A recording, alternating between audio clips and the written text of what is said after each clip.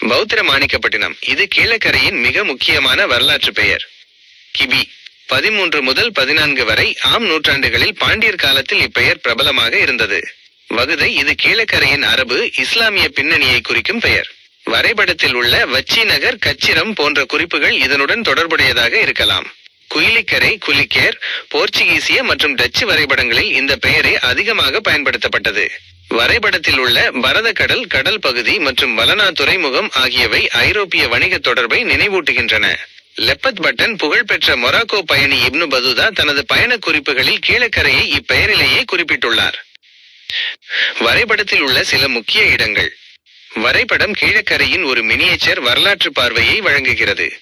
1. பல்லவ கோட்டம் முற்கால கட்டடக்கலை தொடர்பை காட்டுகிறது. 2. மரைக்காயர் சாலை கீழக்கரையின் பாரம்பரிய வணிக குடும்பங்களின் வாழ்விடத்தை குறிக்கிறது. 3. கீழ்வாய்க்கால் மற்றும் வாலதாமகோப்பு நகரின் பழைய எல்லைகள் மற்றும் பாதுகாப்பு கட்டமைப்புகளை ஃபார்ட்டிபிகேஷன்ஸ் விவரிக்கின்றன. 4. பயை உப்பற்றபவன் துறை இது பழைய உப்பளங்கள் அல்லது முத்து குளித்தல் நடைபெற்ற இடங்களை குறிக்கலாம். ஒரு சிறிய வரலாற்று திருத்தம். நீங்கள் குறிப்பிட்ட கொற்கை என்பது தூத்துக்குடி மாவட்டத்தில் உள்ள மற்றொரு பழமையான துறைமுகமாகும்.